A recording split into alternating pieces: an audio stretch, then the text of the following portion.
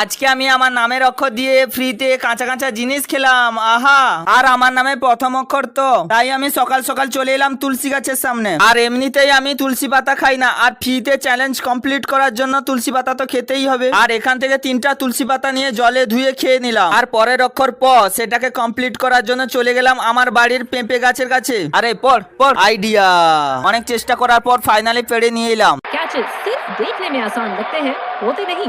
আর guys, পেঁপেটা অনেকটাই বড়ই ছিল, তাই মা আর বোনকে একটু একটু দিলাম, আমিও খেলাম। কিন্তু পেঁপেটা কাঁচা না, পেঁপেটা পেকে গেছে। আর খেতে খেতে হঠাৎই লক্ষ্য পড়লো গিরগিটি দুটো আমার বাড়ির সামনে মারপিট করছে। আর তোমরা কি কখনো গিরগিটির মারপিট দেখেছো? আমি এটা প্রথমবার দেখলাম। আর পরের অক্ষর দন্তেস, আর দন্তেস দিয়ে কাঁচা জিনিস তেমন কোনো খুঁজেই পেলাম না, তাই ঠিক করলাম তালবেস দিয়ে খাবার খাবো। তাই বাড়িতে থাকা শশাটাকে চুরি করলাম, আর খাওয়ার সময় ধরা পড়ে যাই। আর এখন ফ্রিতে চ্যালেঞ্জ কমপ্লিট করতে গিয়ে ফ্রিতে মার খাই। আর তোমরা এরকম মিনি ব্লগ দেখতে চ্যানেলটাকে সাবস্ক্রাইব করো। Tata, by.